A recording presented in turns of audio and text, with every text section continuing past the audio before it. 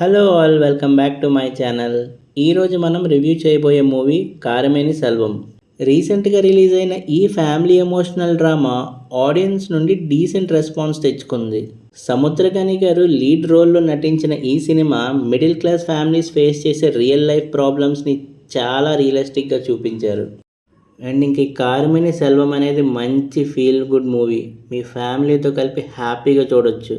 ఈ మూవీ చెప్పే ముఖ్యమైన విషయం ఏంటంటే, డబ్బు సంపాదించే దురాశలో పడి మనిషి తన ప్రశాంతతను, సంతోషాన్ని మరియు కుటుంబానికి దూరం అయిపోతున్నాడు. మరి ఇంక ఈ మూవీ నాకు ఎలా కనిపించింది అనేది ఫుల్గా డీటెయిల్ రివ్యూలో మాట్లాడుకుందాం. అండ్ ఈ మూవీ యొక్క స్టోరీ లైన్ ఏంటంటే, సెల్వం ఒక సింపుల్ డ్రైవర్. తన భార్య, పిల్లవాడితో చాలా సింపుల్ లైఫ్ గడుపుతూ ఉంటాడు. వాళ్ళ దగ్గర ఎక్కువ డబ్బు ఉండకపోయినా సంతోషంగా ఉంటారు. కానీ మన సొసైటీలో ఉండే ఒక కామన్ ప్రాబ్లం ఏంటంటే, మనం ఎలా ఉన్నా పక్క వాళ్ళు ఏమనుకుంటారనే ప్రెషర్. అదే ప్రెషర్ సెల్వం ఫ్యామిలీ మీద కూడా పడుతుంది. రిలేటివ్స్ ఏమో కామెంట్స్ చేస్తూ ఉంటారు, ఫైనాన్షియల్ ప్రాబ్లమ్స్ ఎదురవుతూ ఉంటాయి, బెటర్ లైఫ్ ఇవ్వాలనే కోరిక. ఇవన్నీ కలిసి సెల్వంని కొన్ని డెసిషన్స్ తీసుకునే సిచ్యువేషన్స్కి తీసుకెళ్తాయి. ఆ డెసిషన్స్ వల్ల తన లైఫ్ ఎలా మారిపోయింది, డబ్బు కోసం పరిగెట్టే సెల్వం జర్నీ ఎక్కడికి వెళ్ళింది అనేది మిగతా స్టోరీ సింపుల్గా అనిపించినా చాలామంది ఫ్యామిలీస్కి రిలేట్ అయ్యే పాయింట్ మీద సినిమా రన్ అవుతుంది.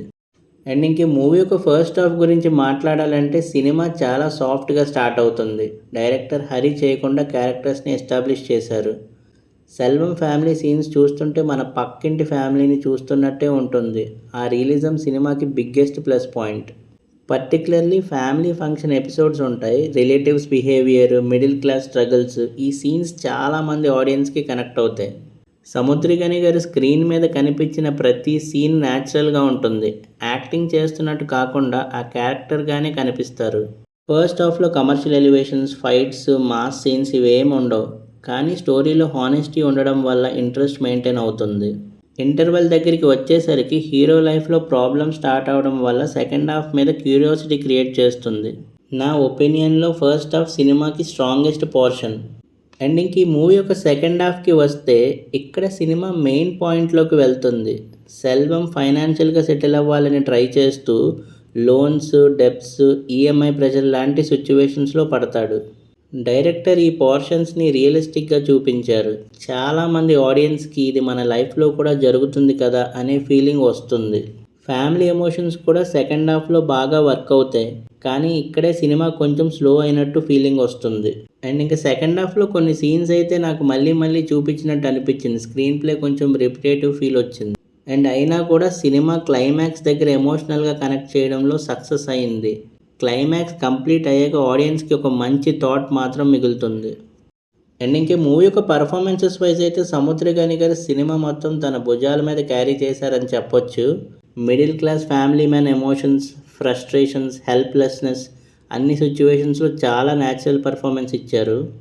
ఈ రోల్ కోసం సముద్రగని గారిని ఎందుకు సెలెక్ట్ చేశారో సినిమా చూస్తే మీకు అర్థమవుతుంది. అండ్ ఇంకా గౌతమ్ వాసుదేవ్ మీనన్ గారి రోల్ అయితే లిమిటెడ్ అయినా కూడా మంచి ఇంపాక్ట్ క్రియేట్ చేశారు. స్క్రీన్ ప్రెజెన్స్ అయితే బాగుంది. అలాగే లక్ష్మీప్రియ చంద్రమౌళి గారు వైఫ్ క్యారెక్టర్లో చాలా రియలిస్టిక్ పర్ఫార్మెన్స్ ఇచ్చారు.